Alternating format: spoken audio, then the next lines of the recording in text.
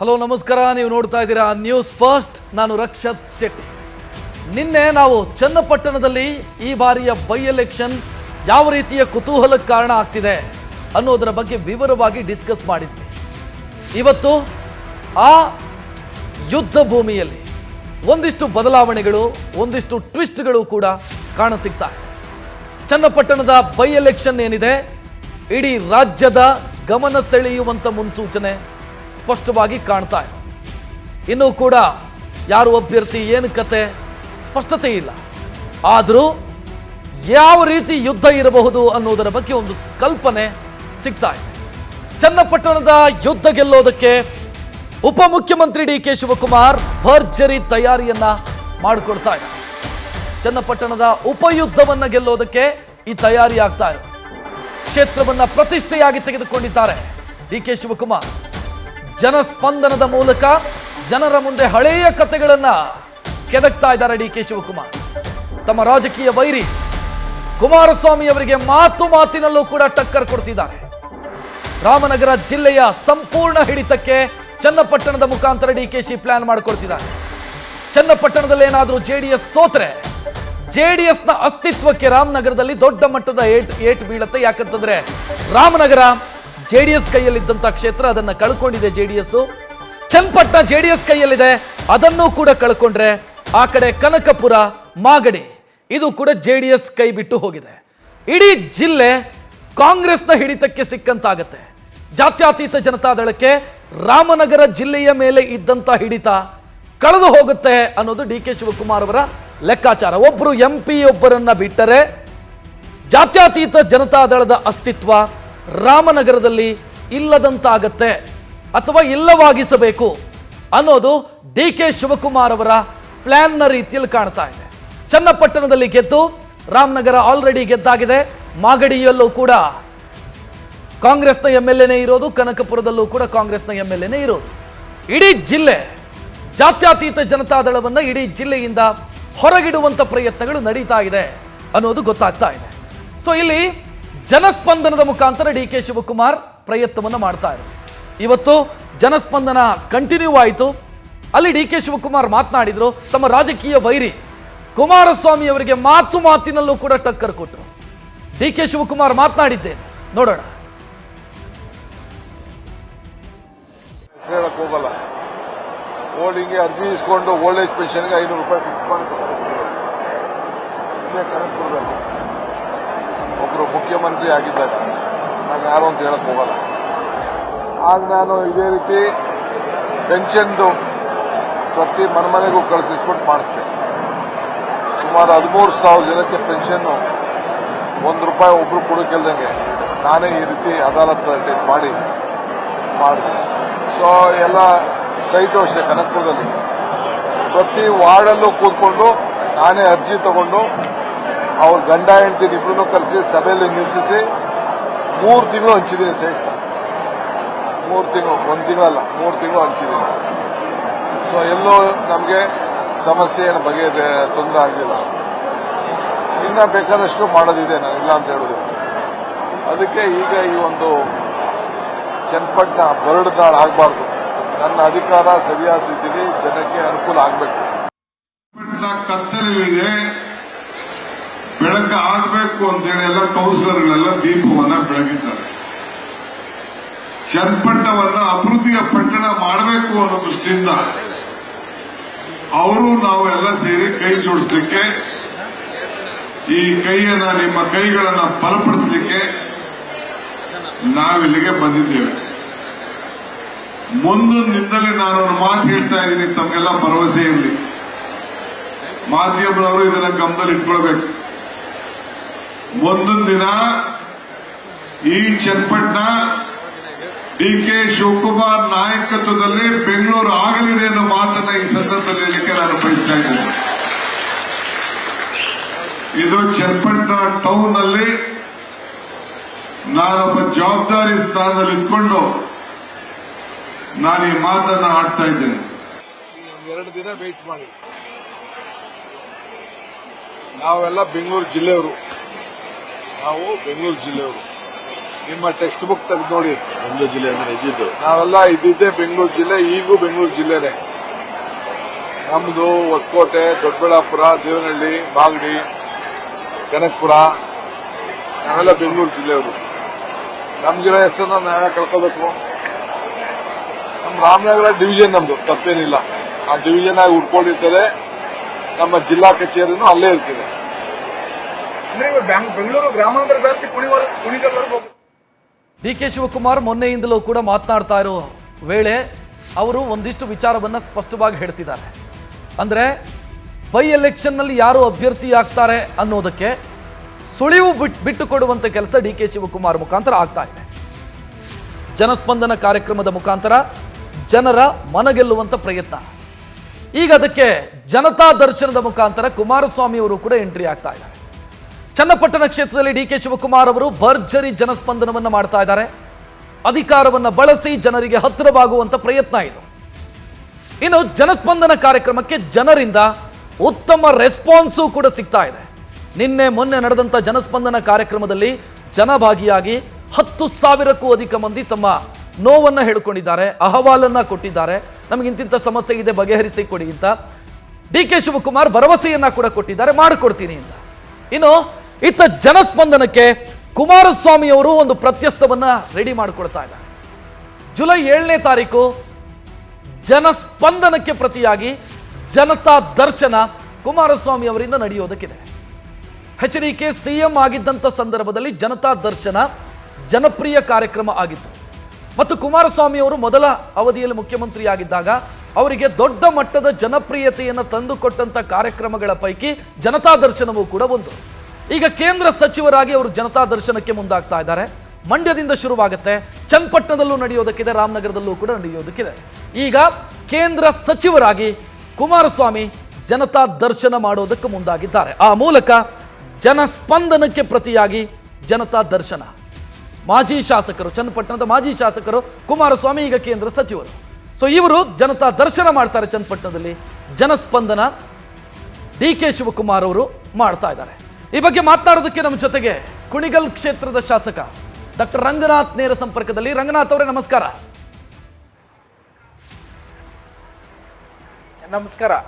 ಇದು ಜನರ ಹಿತದೃಷ್ಟಿಯಿಂದ ಮಾಡ್ತಾ ಇರುವಂತ ಜನಸ್ಪಂದನನ ಅಥವಾ ಬೈ ಎಲೆಕ್ಷನ್ ಗೆಲ್ಲಬೇಕು ಅನ್ನೋ ಕಾರಣಕ್ಕಾಗಿ ಮಾಡ್ತಾ ಇರೋದಾ?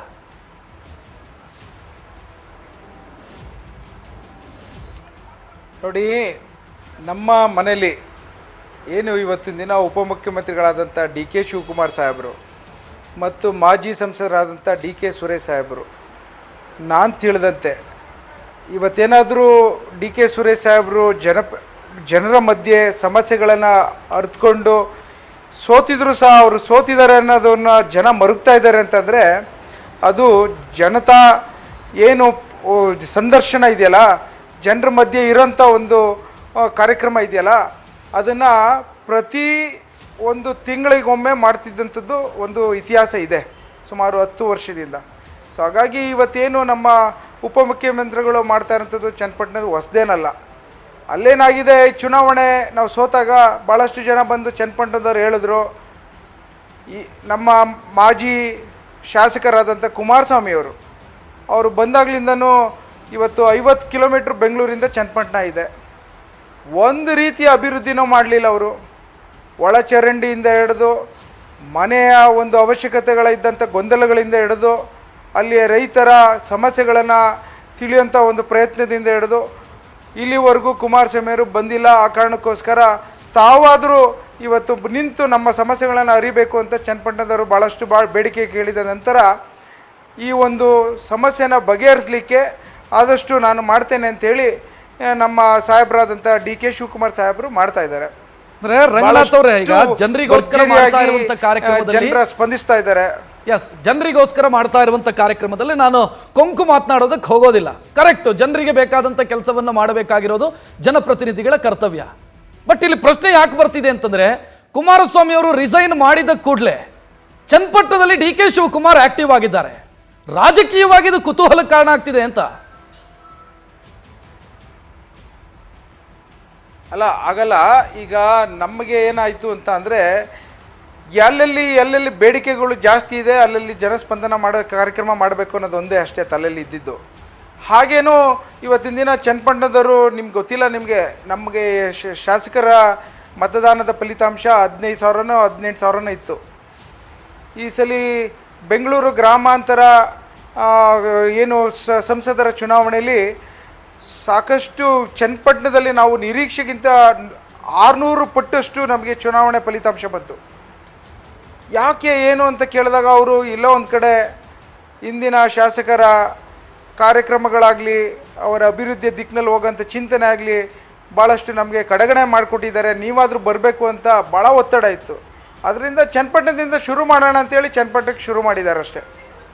ಅಲ್ಲ, ಪ್ರಶ್ನೆ ಏನು ಬರುತ್ತೆ ಗೊತ್ತಾ ರಂಗನಾಥ್ ಅವರೇ, ಸರಿ ಚನ್ನಪಟ್ಟಣದಲ್ಲಿ ಅವರು ಜನಸ್ಪಂದನ ಮಾಡಿದರು, ಡಿ ಕೆ ಶಿವಕುಮಾರ್ ಇಡೀ ರಾಜ್ಯಕ್ಕೆ ಉಪಮುಖ್ಯಮಂತ್ರಿ, ನಿಮ್ಮ ರಾಮನಗರ ಜಿಲ್ಲೆಗೆ ಇನ್ಚಾರ್ಜ್ ಮಿನಿಸ್ಟರ್ ಆಗಿ ರಾಮಲಿಂಗಾರೆಡ್ಡಿ ಇದ್ದಾರೆ, ಡಿ ಕೆ ಶಿವಕುಮಾರ್ ಆಸಕ್ತಿ ವಹಿಸಿ ಚನ್ನಪಟ್ಟಣದಲ್ಲಿ ಮಾಡ್ತಾರೆ ಅಂತಾದರೆ ಅವರು ಸ್ಪರ್ಧೆ ಮಾಡ್ತಾರೇನೋ ಅನ್ನುವಂಥ ಒಂದು ಅನುಮಾನ ಸಹಜವಾಗಿ ಬರುತ್ತೆ. ಬೈ ಎಲೆಕ್ಷನ್ ಅಲ್ಲಿ ಡಿ ಕೆ ಶಿವಕುಮಾರೇ ಅಭ್ಯರ್ಥಿ ಆಗ್ತಾರೆ ಅಂತ. ಅಲ್ಲ, ಅದ್ರ ಬಗ್ಗೆ ಚನ್ನಪಟ್ಟಣದ ಮತದಾರ ಬಂಧುಗಳು ನಿರ್ಧಾರ ತೆಗೆದುಕೋತಾರೆ ಮತ್ತು ಕಾಂಗ್ರೆಸ್ಸಿನ ಚನ್ನಪಟ್ಟಣದ ಕಾರ್ಯಕರ್ತರು ಮತ್ತು ಮುಖಂಡರುಗಳು ಅವ್ರ ಬೇಡಿಕೆ ತಕ್ಕಂತೆ ಹೈಕಮಾಂಡ್ ಅವ್ರು ನಿರ್ಧಾರ ತೆಗೆದುಕೋತಾರೆ. ಇವತ್ತು ಡಿ ಕೆ ಶಿವಕುಮಾರ್ ಸಾಹೇಬರಿಗೆ ರಾಮನಗರ ಜಿಲ್ಲೆ ಅವರು ಹುಟ್ಟಿದಂಥ ಜಿಲ್ಲೆ, ಅದು ಅವರ ತಾಯಿನಾಡು. ಅದರಲ್ಲೂ ಸಹ ಚನ್ನಪಟ್ಟಣದಲ್ಲಿ ವಿರೂಪಾಕ್ಷ ಹೋಬಳಿ ಮತ್ತು ಕೋಡಂಬಳ್ಳಿ ಹಿಂದೆ ಸಾತ್ನೂರಲ್ಲಿ ಸುಮಾರು ಅವ್ರು ಗೆದ್ದಾಗ್ಲಿಂದನೂ ಅವರ ಮಾತೃಕ್ಷೇತ್ರ. ಅದು ಭಾಳ ಹತ್ತಿರದ ನಾಡಿ ಮಿಡಿತನ ಚಿಕ್ಕದ್ರಿಂದನೂ ತಿಳ್ಕೊಂಬಂದಿದ್ದಾರೆ. 25 ವರ್ಷದ ಅವಧಿಯಿಂದನೂ ಚನ್ನಪಟ್ಟಣದ ಜೊತೆ ಇವತ್ತು ಸುಮಾರು ಒಂದು 45 ವರ್ಷದ ಸಂಬಂಧ. ಅವ್ರಿಗೇನು ಹೊಸ್ತೇನಲ್ಲ ಚನ್ನಪಟ್ಟಣ. ಸೊ ಹಾಗಾಗಿ ಎಲ್ಲೋ ಒಂದು ಕಡೆ ನಾನು ಇಡೀ ಒಂದು ಕರ್ನಾಟಕ ರಾಜ್ಯಕ್ಕೆ ಜನಸ್ಪಂದನ ಕಾರ್ಯಕ್ರಮ ಮಾಡಬೇಕು ಅಂತೇಳಿ ಚನ್ನಪಟ್ಟಣದಿಂದ ಶುರು ಮಾಡಿದ್ದಾರೆ ಅಂತ ನಾನು ಭಾವಿಸ್ತೇನೆ. ಅಂದರೆ ಕುಮಾರಸ್ವಾಮಿ ಅವರು ಶಾಸಕರಾಗಿದ್ದಾಗ ಡಿಸ್ಟರ್ಬ್ ಮಾಡೋದು ಬೇಡ ಅಂತ ಬಿಟ್ಟಿದ್ರೆ ಹೆಂಗೆ ಚನ್ನಪಟ್ಟಣದಲ್ಲಿ? ಆ ಥರ ಏನಿಲ್ಲ. ಆಗ ಅವ್ರು ಇದ್ದಾರೆ, ಅವ್ರು ನೋಡ್ಕೊತಾ ಇರ್ತಾರೆ ಅಂತ ಎಲ್ಲೋ ಒಂದು ಕಡೆ ಇರ್ಬೋದೇನೋ. ಎಲ್ಲೋ ಒಂದು ಕಡೆ ಜನರು ಬಂದು ಇಲ್ಲ ನಮಗೆ ಕುಮಾರಸ್ವಾಮಿ ಅವರು MP ಆದಾಗಲೂ ಬೆಂಗಳೂರು ಗ್ರಾಮಾಂತರ ಕ್ಷೇತ್ರಕ್ಕೆ ಫಸ್ಟ್ ಚುನಾವಣೆ ನಂತರ ಬರ್ತಿರ್ಲಿಲ್ಲ 5 ವರ್ಷ ಅಂತ ಆರೋಪ ಇತ್ತು. ಶಾಸಕರಾಗೂ ಈಗ ನಮ್ಮನ್ನು ಕಡೆಗಣೆ ಮಾಡಿದ್ದಾರೆ ಅನ್ನೋ ಒಂದು ದೊಡ್ಡ ಆರೋಪ ಕಾಣಿಸ್ತಾ ಇದೆ. ನೀವೇ ನೋಡ್ತಾ ಇದ್ದೀರ ಜನತಾ ಸಂದರ್ಶನದಲ್ಲಿ ಜನಸ್ಪಂದನ ಕಾರ್ಯಕ್ರಮದಲ್ಲಿ ಜನರ ಒಂದು ಯಾವ ರೀತಿ ಅವರ ಇಶ್ಯೂಗಳು, ಅವರ ಸಮಸ್ಯೆಗಳೇನು, ಅವ್ರಿಗೆ ಬೇಕಾದ ಕಷ್ಟ ಸುಖಗಳನ್ನು ಕೇಳಿಕೊಂಡು ನಮ್ಮ ಮುಖ್ಯಮಂತ್ರಿಗಳ ಕಾರ್ಯಕ್ರಮಕ್ಕೆ ಬರ್ತಾ ಇರೋಂಥದ್ದು ನೀವೇ ನೋಡ್ತಾ ಇದ್ದೀರಿ. ಇಲ್ಲ, ಈಗ ಕುಣಿಗಲ್ ರಂಗನಾಥ್ ಅವರು ಸುತ್ತಿ ಬಳಸಿ ಮಾತನಾಡಿದ್ರು, ಬಟ್ ಡಿ ಕೆ ಶಿವಕುಮಾರ್ ಸುತ್ತಿ ಬಳಸಿ ಮಾತನಾಡಲಿಲ್ಲ. ಅವ್ರು ನಿನ್ನೆ ಮಾತನಾಡುವಾಗ ಹೇಳಿದ್ರು, ಹೌದು ಬೈ ಎಲೆಕ್ಷನ್ ದೃಷ್ಟಿಯಿಂದಲೇ ಮಾಡ್ತಾ ಇದ್ದೀವಿ ಅಂತ ಅನ್ಕೊಳ್ಳಿ, ಏನ್ ತಪ್ಪು ಅಂತ ಕೇಳಿದ್ರು.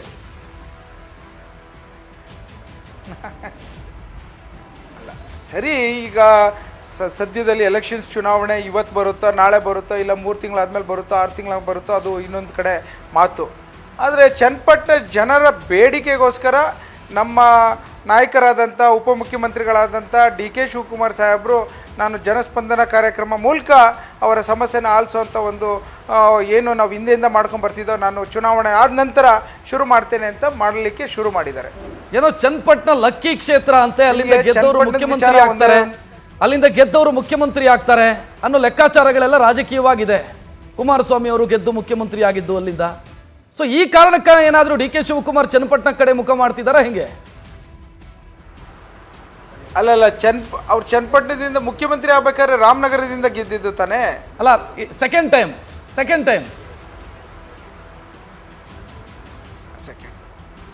ನೀವೇ ಮುಖ್ಯಮಂತ್ರಿ ಮಾಡಿದ್ರಲ್ವಾ ಕಾಂಗ್ರೆಸ್ನವರೇ ಸೇರ್ಕೊಂಡು. ವಿಚಾರ ಡಿ ಕೆ ಶಿವಕುಮಾರ್ ಸಾಹೇಬ್ರು ಆಗ ರಾಮನಗರದಿಂದ ಇದ್ದಿದ್ದು ಕುಮಾರಸ್ವಾಮಿ ಅವರು 2018ರಲ್ಲಿ. ಈ ಸಲ ಅವರು ಸೋತ್ 2018ರಲ್ಲಿ ಚನ್ನಪಟ್ಟಣ MLA ಆಗ್ಲೇ ಅವರನ್ನು ಮುಖ್ಯಮಂತ್ರಿ ಮಾಡಿದ್ರು.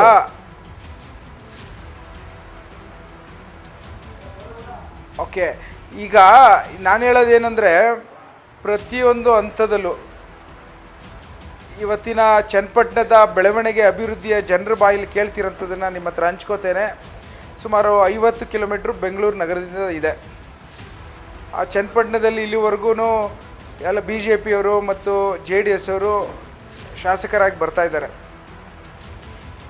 ಭಾಳಷ್ಟು ಆ ರಾಮನಗರ ಬೆಳೆದಷ್ಟು ಚನ್ನಪಟ್ಟಣ ಬೆಳೀಲಿಕ್ಕೆ ಕಷ್ಟ ಆಗಿದೆ. ಇವತ್ತು ಜನಸ್ಪಂದನ ಕಾರ್ಯಕ್ರಮದಲ್ಲಿ ನಾನು ನೋಡ್ತಾ ಬಂದಿದ್ದೇನೆ, ಸಾವಿರಾರು ಜನ ಅವರಿಗೆ ರೆವಿನ್ಯೂ ಇಲಾಖೆಯಿಂದ ಹಿಡಿದು ಇವತ್ತು ಪ್ರತಿಯೊಂದು ಇಲಾಖೆಯಲ್ಲೂ RDPR ಇಲಾಖೆಯಿಂದ ಹಿಡಿದು ನಾನಾ ಥರ ಇಲಾಖೆಯ ಸಮಸ್ಯೆಗಳನ್ನು ಬಗೆಹರಿಸಲಿಕ್ಕೆ ಯಾರು ಮುಂದಾಳತ್ವವನ್ನು ತೆಗೆದುಕೊಂಡಿರಲಿಲ್ಲ. ಏನಾಗುತ್ತೆ ಅಂದರೆ ಇವತ್ತಿನ ದಿನ ನೋಡಿ, ಸರಿ ಮಾತನಾಡೋಣ. ರಂಗನಾಥ್ ಅವರೇ ನಮ್ಮ ಜೊತೆಗೆ ಡಿಸ್ಕಷನ್ ಅಲ್ಲಿ ಈಗ ಮಾಜಿ ಶಾಸಕ ಸುರೇಶ್ ಗೌಡ್ರು ಕೂಡ ಜಾಯ್ನ್ ಆದ್ರು. ಗೌಡ್ರೆ ನಮಸ್ಕಾರ. ಒಂದು ವಿಚಾರ ಇಲ್ಲಿ ಪ್ರಸ್ತಾಪ ಆಗುತ್ತೆ, ಚನ್ನಪಟ್ಟಣದ ಬೈ ಎಲೆಕ್ಷನ್ಗೆ ಸಂಬಂಧಿಸಿದಂತೆ ಅಥವಾ ಈಗ ನಡೀತಾ ಇರುವಂತ ಜನಸ್ಪಂದನಕ್ಕೆ ಸಂಬಂಧಿಸಿ. DK ಶಿವಕುಮಾರ್ ಅದನ್ನೇ ಹೇಳಿದ್ರು, ಈಗ ಡಾಕ್ಟರ್ ರಂಗನಾಥ್ ಅವರು ಕೂಡ ಅದೇ ಧಾಟಿಯಲ್ಲಿ ಮಾತನಾಡಿದ್ರು. ಅಲ್ಲಿ ಇದ್ದಂತ MLA 2 ಟೈಮಲ್ಲಿ 2 ಟರ್ಮ್ ಅಲ್ಲಿ ಸರಿಯಾಗಿ ಕೆಲಸ ಮಾಡಿದ್ದಿದ್ರೆ ನಾವು ಎಂಟ್ರಿ ಆಗುವಂತ ಅವಶ್ಯಕತೆ ಇರಲಿಲ್ಲ. ನಾವೀಗ ಬಂದಿದ್ದೀವಿ, ಏನ್ ತಪ್ಪು? ಚನ್ನಪಟ್ಟಣಕ್ಕೆ ಎಂಟ್ರಿ ಆಗಿದ್ದೀವಿ, ಏನ್ ತಪ್ಪು ಅಂತ? ತಪ್ಪು ಅಂತಕ್ಕಂಥದ್ದು ಯಾರು ಸಹ ವಿಶ್ಲೇಷಣೆ ಮಾಡ್ತಾ ಇಲ್ಲ ಇವಾಗ. ಆದ್ರೆ ಬಂದಿರ್ತಕ್ಕಂಥ ಸಂದರ್ಭ ಯಾವುದು ಅಂತಕ್ಕಂಥದ್ದು, ಇವರು ಒಬ್ರು ಉಪಮುಖ್ಯಮಂತ್ರಿ ಆಗಿರ್ತಕ್ಕಂಥ ರಾಜ್ಯಕ್ಕೆ ಉಪಮುಖ್ಯಮಂತ್ರಿ ಆಗಿರ್ತಕ್ಕಂಥವ್ರು ಚನ್ನಪಟ್ಟಣವನ್ನೇ ಯಾಕೆ ಆಯ್ಕೆ ಮಾಡ್ಕೊಳ್ತಾ ಇದ್ದಾರೆ? ಇದನ್ನ ಮುಂದಿನ ಚುನಾವಣೆಯನ್ನ ಗಮನದಲ್ಲಿಟ್ಕೊಂಡು ರಾಜಕೀಯ ಉದ್ದೇಶಕ್ಕೋಸ್ಕರ ಬರ್ತಾ ಇದ್ದಾರೆ ಹೊರತು ಅಲ್ಲಿ ಯಾವುದೇ ಜನಗಳ ಸಮಸ್ಯೆಯನ್ನು ಪರಿಹಾರ ಮಾಡ್ಲಿಕ್ಕೆ ಆಗತ್ತಾ? ಈಗ ರಾಜಕೀಯ ಉದ್ದೇಶದಿಂದಲೇ ಬಂದ್ರು ಅಂತ ಅನ್ಕೊಳ್ಳೋಣ, ಏನ್ ಸಮಸ್ಯೆ ಏನು? ಇದು ರಾಜಕೀಯ ಉದ್ದೇಶದಿಂದ ಬರ್ಲಿ, ಬೇಡ ಅಂತ ಹೇಳಲ್ಲ. ಅವ್ರಿಗೆ ಜನಸಂಪರ್ಕ ಸಭೆಯನ್ನ ಮಾಡಬೇಡಿ ಅಂತ ಯಾರು ಹೇಳ್ತಾ ಇಲ್ಲ. ಆದ್ರೆ ಅವ್ರ ಉದ್ದೇಶ ಏನು ಅಂತಕ್ಕಂಥದ್ದು ಸ್ಪಷ್ಟವಾಗಿ ಹೇಳ್ಬೇಕಾಗ್ತದೆ. ಯಾಕೆ ಇಷ್ಟು ದಿವಸ ಏನು ಮಾಡ್ಲಿಲ್ಲ, ಯಾಕೆ ಇಷ್ಟು ದಿವಸ ಮಾಡ್ಲಿಲ್ಲ? ಬೇರೆ ಕ್ಷೇತ್ರದಲ್ಲೆಲ್ಲ ಹೋಗಿ ಏನಕ್ಕೆ ಇವರು ಜನಸಂಪರ್ಕ ಸಭೆ ಮಾಡ್ಲಿಲ್ಲ? ಅವ್ರ ಕ್ಷೇತ್ರದಲ್ಲಿ ಏನಕ್ಕೆ ಮಾಡ್ಲಿಲ್ಲ? ಚನ್ನಪಟ್ಟಣದಿಂದ ಶುರು ಮಾಡ್ತೀವಪ್ಪ, ಏನ್ ತಪ್ಪು? ಚನ್ನಪಟ್ಟಣದಿಂದ ಶುರು ಮಾಡ್ತೀವಿ, ಇಡೀ ರಾಮನಗರದಲ್ಲಿ ಮಾಡ್ತೀವಿ. ತಪ್ಪು ಅಂತ ನಾವು ಹೇಳ್ತಾ ಇಲ್ಲ, ಮಾಡ್ಲಿ, ಬೇಡ ಅಂತಲೂ ಹೇಳ್ತಾ ಇಲ್ಲ. ಆದ್ರೆ ಈ ಜನಸಂಪರ್ಕ ಸಭೆಯಿಂದ ಜನಗಳ ಸಮಸ್ಯೆ ಪರಿಹಾರ ಆದ್ರೆ ಸಾಕು ಅಂತಕ್ಕಂಥದ್ದು. ಕೇವಲ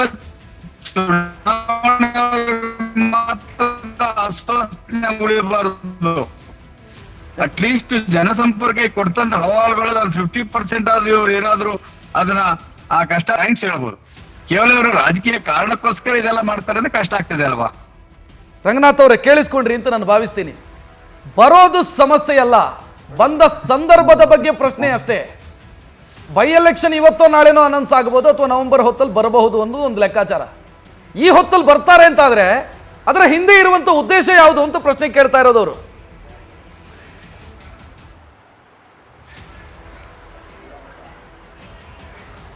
ಕೇಳಿಸ್ತಾ ಇದೆಯಾ ರಂಗನಾಥ್ ಅವರೇ? ಸೌಂಡ್ ಇಲ್ಲ. ಎಸ್, ರಂಗನಾಥ್ ಅವರನ್ನು ಮಾತನಾಡ್ಸೋಣ. ನಾನು ಸುರೇಶ್ ಗೌಡ್ರು ಕನೆಕ್ಟ್ ಆದ್ರು ಅಂತ ಭಾವಿಸ್ತೀನಿ. ಸುರೇಶ್ ಗೌಡ್ರೆ ಕೇಳಿಸ್ತಾ ಇದೆಯಾ?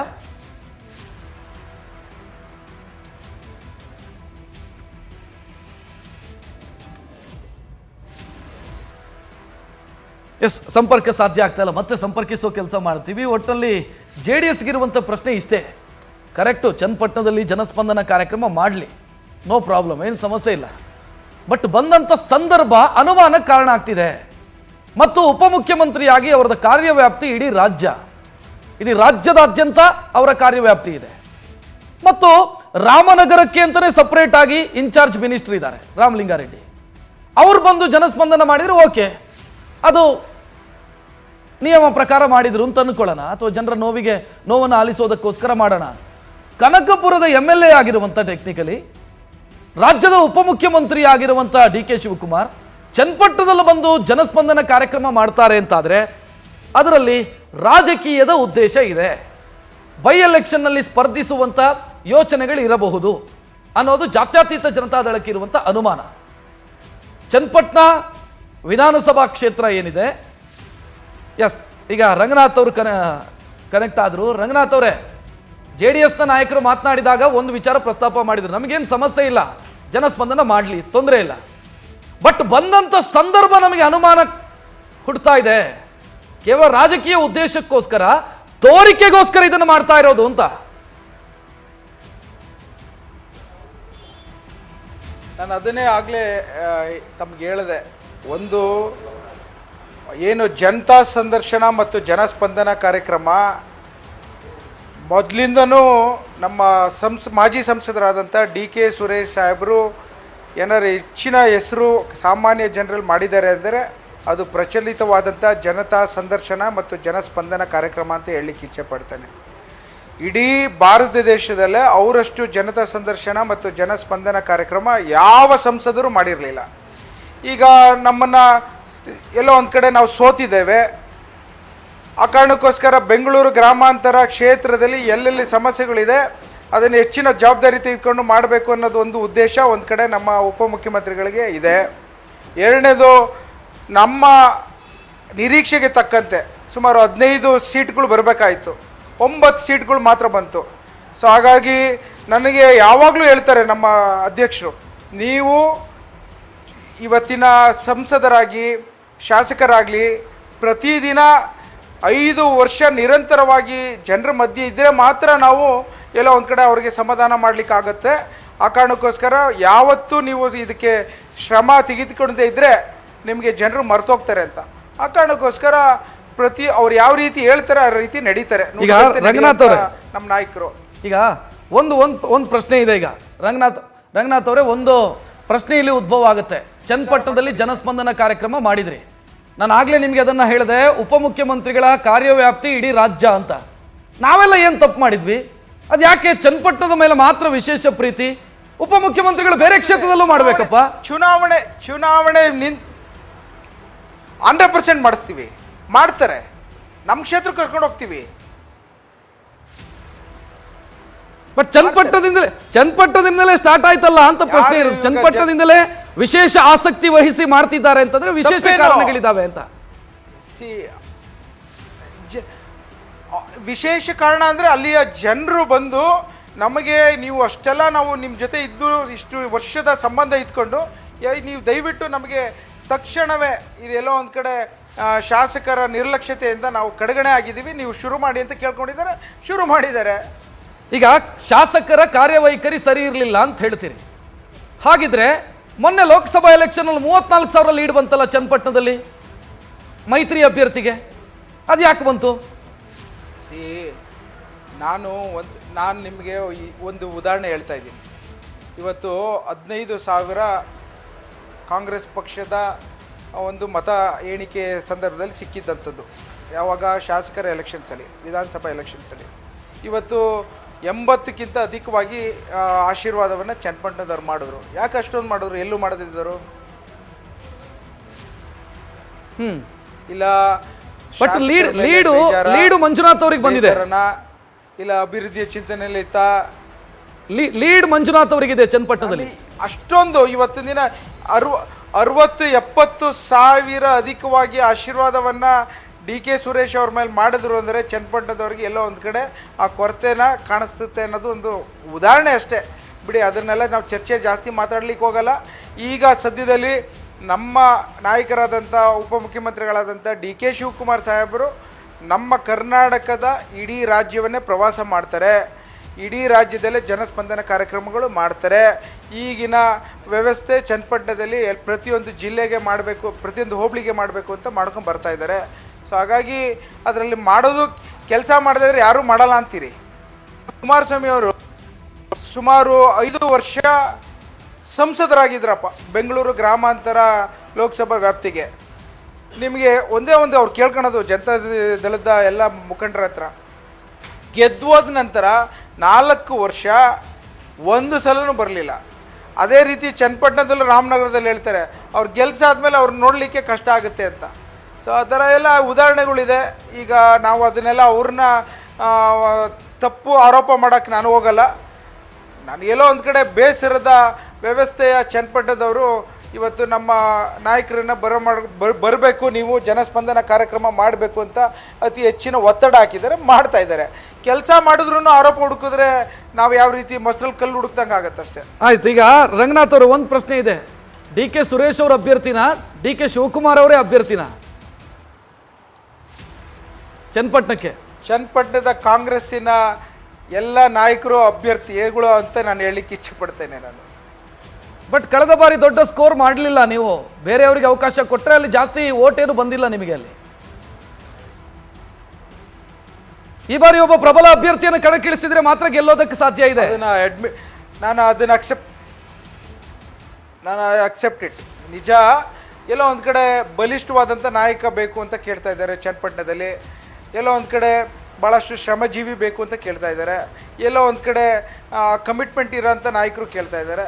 ಅದನ್ನೆಲ್ಲ ಕಾರ್ಯಕರ್ತರ ಬೇಡಿಕೆನ ನಮ್ಮ ಪಕ್ಷದಲ್ಲಿ ಹೈಕಮಾಂಡ್ ನಿರ್ಧಾರ. ಈಗ ಎಚ್.ಎಂ. ರೇವಣ್ಣ ಅವರನ್ನ ನಿಲ್ಸಿದ್ರಿ, ಅಲ್ಲಿ ಗೆಲ್ಲೋದಕ್ಕಾಗಲಿಲ್ಲ. ಆನಂತರ ಕಳೆದ ಬಾರಿ ಯಾರೋ ಗಂಗಾಧರ್ ಅಂತ ಒಬ್ಬರನ್ನ ನಿಲ್ಸಿದ್ರಿ, ಅವರಿಗೂ ಗೆಲ್ಲೋದಕ್ಕಾಗಲಿಲ್ಲ. ಅದಕ್ಕಿಂತ ಹೆಚ್ಚಿನದಂತನ್ನ ಎಕ್ಸ್ಪೆಕ್ಟ್ ಮಾಡ್ತಿದ್ದಾರೆ ಹಂಗಿದ್ರೆ ಕಾಂಗ್ರೆಸ್ನಿಂದ ಚನ್ನಪಟ್ಟಣದ ಜನ. ಅದು ಯಾರು ಅಂತ ಪ್ರಶ್ನೆ ಈಗ. ಇಲ್ಲ, ಫಲಿತಾಂಶದ ಮೂಲಕ ಜನರ ಭಾವನೆಗಳು ಒಂದು ಕಡೆ ಆದರೆ, ನಮ್ಮಲ್ಲಿ ಏನು ಮಾಡ್ತಾರೆ ಅಂದರೆ ಕಾಂಗ್ರೆಸ್ಸಲ್ಲಿ ಎಲ್ಲ ಕಾಂಗ್ರೆಸ್ಸಿನ ಮುಖಂಡರುಗಳು ಚನ್ನಪಟ್ಟಣದವರು ಮತದಾರ ಬಂಧುಗಳ ಜೊತೆ ಕೂತು ಅವರ ಬೇಡಿಕೆ ಏನು, ಅವರ ಅಪೇಕ್ಷೆ ಏನು, ಅವ್ರ ನಿರೀಕ್ಷೆ ಏನು, ಎಲ್ಲರ ಒಂದು ಅಭಿಪ್ರಾಯಗಳು ತೆಗೆದುಕೊಂಡು ಒಳಗೊಂಡಂತೆ ಅದನ್ನು ಹೈಕಮಾಂಡ್ ಸೂಚಿಸ್ತಾರೆ. ಅದರಂತೆ ಹೈಕಮಾಂಡ್ ಅವರು ಯಾರನ್ನ ಆಯ್ಕೆ ಮಾಡ್ತಾರೋ ಅದರಂತೆ ಅಭ್ಯರ್ಥಿನ ಮಾಡ್ತಾರೆ. ಸೊ ಗುಟ್ಟು ಬಿಟ್ಟು ಕೊಡಲ್ಲ ಹಂಗಿದ್ರೆ ಕುಣಿಗಲ್ ರಂಗನಾಥ್ ಅವರು. ನಾನು ಎಷ್ಟು ಕೆದಕಿದ್ರು ಕೂಡ ಉಪಯೋಗ ಇಲ್ಲ ಅಂತ ಆಯ್ತು ನನಗೆ. ನಾನು ಹೇಳ್ತಾ ಇದ್ದೀನಲ್ಲ, ಕಾಂಗ್ರೆಸ್ಸಿನ ಪ್ರತಿಯೊಬ್ಬ ಕಾರ್ಯಕರ್ತನೂ ಇವತ್ತು ಕಾಂಗ್ರೆಸ್ ಚನ್ನಪಟ್ಟಣಕ್ಕೆ ಅಭ್ಯರ್ಥಿ ಆಗ್ತಾರೆ ಅನ್ನೋದು ಹೇಳಲಿಕ್ಕೆ ಇಚ್ಛೆ ಪಡ್ತೇನೆ. ಈಗ ನಾಡಿದ್ದು ಜನತಾ ದರ್ಶನ ಮಾಡ್ತೀವಿ ಅಂತ ಕುಮಾರಸ್ವಾಮಿ ಅವರು ಹೊರಟಿದ್ದಾರೆ. ಚನ್ನಪಟ್ಟಣದಲ್ಲಿ ಜನತಾ ದರ್ಶನ ಆಗುತ್ತೆ. ಸೊ ನೀವು ಮಾಡಿದ್ರಿ ಅಂತ ಅವ್ರು ಮಾಡ್ತಾ ಇರೋದು ಹೆಂಗೆ ಅದು? ನಾನು ಅದಕ್ಕೊಂದು ಉದಾಹರಣೆ ಹೇಳ್ತೀನಿ. ಹೌದು, ಅವ್ರು ಮೊದಲಿಂದನೂ ಏನಾಗಿದೆ ಅಂದರೆ ಕುಮಾರಸ್ವಾಮಿ ಅವರಿಗೆ ಡಿ ಕೆ ಶಿವಕುಮಾರ್ ಸಾಹೇಬ್ರು ನೋಡಿದ್ರೆ ಹೆಚ್ಚಿನ ಪ್ರೀತಿ. ಮೇಕೆದಾಟು ಮಾಡಿದ್ರು, ಅಯ್ಯಯ್ಯೋ ಮೇಕೆದಾಟು ಇಷ್ಟೊಂದು ಸ್ಪಂದಿಸ್ತಾರಲ್ಲ ಜನ, ಇಷ್ಟು ದೊಡ್ಡ ಮಟ್ಟಕ್ಕೆ ಕೊಟ್ಟೋಗ್ತಲ್ಲ ಅಂತೇಳಿ ಅವರು ಒಂದು ಯಾವುದೋ ಒಂದು ಮಾಡಿದ್ರಲ್ಲ, ಯಾವುದದು ನೆಲಮಂಗಲದಲ್ಲಿ ಮಾಡಿದ್ರಲ್ಲ, ಜಲಧಾರೆನ ಏನೋ ಒಂದು ಫಂಕ್ಷನ್ನು ನೋಡಿ ಭಾಳ ದೊಡ್ಡ ಮಟ್ಟದಲ್ಲಿ ಮಾಡಿದ್ರಲ್ಲ. ಅದೇ ರೀತಿ ಡಿ ಕೆ ಶಿವಕುಮಾರ್ ಸಾಹೇಬರು ಏನೇನು ಮಾಡ್ಲಿಕ್ಕೆ ಹೊರಟಿದ್ದಾರೆ ಅದನ್ನೆಲ್ಲನೂ ಮಿರರ್ ಕಾಪಿ ಮಾಡ್ಕೊಂಡು ಹೋಗ್ತಿರೋಂಥದ್ದು ನಮ್ಮ ಕುಮಾರಸ್ವಾಮಿ ಅವರು ಅಂತ ಹೇಳಲಿಕ್ಕೆ ಇಚ್ಛೆ ಪಡ್ತೇನೆ ನಾನು. ಈಗ ಚನ್ನಪಟ್ಟಣದ ಮೇಲೆ ನೀವು ತುಂಬಾ ನಿರೀಕ್ಷೆ ಇಟ್ಕೊಂಡಿದ್ದೀರಿ ಕುಣಿಗಲ್ ರಂಗನಾಥ್ ಅವರೇ. ಈ ಬಾರಿ ಗೆಲ್ತೀವಿ ಅನ್ನುವಂಥ ನಿಮ್ಮ ಮಾತಲ್ಲೇ ನನಗೆ ಗೊತ್ತಾಯ್ತು. ಬಟ್ ಅಲ್ಲಿನ ಲೆಕ್ಕಾಚಾರಗಳು ಬೇರೆ ರೀತಿ ಇದೆಯಲ್ಲ. CP Yogeshwar plus HD Kumaraswamy ಅಂತ ಆದಾಗ ನಿಮಗೆ ಪ್ರಾಬ್ಲಮ್ ಇದೆ ಅಲ್ಲಿ. ನಾನು ಅದಕ್ಕೊಂದು ಮಾತು ಹೇಳಲಿಕ್ಕೆ ಇಚ್ಛೆ ಪಡ್ತೇನೆ. ಡಿ ಕೆ ಶಿವಕುಮಾರ್ ಸಾಹೇಬರು ಟ್ರಬಲ್ ಶೂಟರ್ ಅಂತಾರೆ. ಡಿ ಕೆ ಶಿವಕುಮಾರ್ ಸಾಹೇಬರು ಬೈ ಎಲೆಕ್ಷನ್ನಿನ ಒಬ್ಬ ದೊಡ್ಡ ಲೀಡ್ರು ಅಂತಾರೆ. ಡಿ ಕೆ ಶಿವಕುಮಾರ್ ಸಾಹೇಬರು ಸುಮಾರು 12 ಬೈ ಎಲೆಕ್ಷನ್ಸ್ಗಳಲ್ಲಿ ವೈಪರೀತ್ಯವಾದಂಥ ಸಂದರ್ಭದಲ್ಲಿ ಭಾಳಷ್ಟು ಕಠಿಣವಾದಂಥ ಸವಾಲುಗಳು ತೆಗೆದುಕೊಂಡು ಗೆಲ್ಲಿಸಿರೋಂಥದ್ದನ್ನು ಚರಿತ್ರೆ ಹೇಳುತ್ತೆ. ಸೊ ಹಾಗಾಗಿ ನಮ್ಮ ನಾಯಕರ ಮುಂದಾಳತ್ವದಲ್ಲಿ ಚನ್ನಪಟ್ಟಣ ಇವತ್ತು ಕಾಂಗ್ರೆಸ್ ತಕ್ಕೆಗೆ ಬರುತ್ತೆ ಅನ್ನೋ ಒಂದು ನಿರೀಕ್ಷೆಯಲ್ಲಿ ಪ್ರತಿಯೊಬ್ಬ ಕಾರ್ಯಕರ್ತನು ಮತ್ತು ಮತದಾರ ಬಂಧುಗಳು ಆ ಒಂದು ನಿರೀಕ್ಷೆಯಲ್ಲಿ ಇದ್ದಾರೆ ಅಂತ ಹೇಳಲಿಕ್ಕೆ ಇಚ್ಛೆ ಪಡ್ತೇನೆ ನಾನು. ಎಸ್, ಥ್ಯಾಂಕ್ ಯು ರಂಗನಾಥ್ ಅವರೇ. ನ್ಯೂಸ್ ಫಸ್ಟ್ ಜೊತೆಗೆ ಇಷ್ಟು ಹೊತ್ತು ಮಾತನಾಡಿದ್ದಕ್ಕೆ ಥ್ಯಾಂಕ್ ಯು. ಇದು ಚನ್ನಪಟ್ಟಣಕ್ಕೆ ಸಂಬಂಧಿಸಿದಂತೆ ಕಾಂಗ್ರೆಸ್ಗಿರುವಂಥ ನಿರೀಕ್ಷೆ. ಜಾತ್ಯತೀತ ಜನತಾದಳದಿಂದ ಇನ್ನಷ್ಟು ಪ್ರಶ್ನೆಗಳನ್ನು ಕೇಳೋದಕ್ಕಿತ್ತು, ಆದರೆ ಸಮಸ್ಯೆ ಆಯಿತು, ಮಾತನಾಡೋದಕ್ಕಾಗಲಿಲ್ಲ. ಇದು ಈವರೆಗಿನ ಪ್ರಮುಖ ಸುದ್ದಿ. ಕ್ಷಣದ ಮಾಹಿತಿಗಾಗಿ ನೋಡ್ತಾ ಇರಿ ನ್ಯೂಸ್ ಫಸ್ಟ್, ನಿರ್ಭೀತಿಯಿಂದ ನಿಮ್ಮ ಪರವಾಗಿ.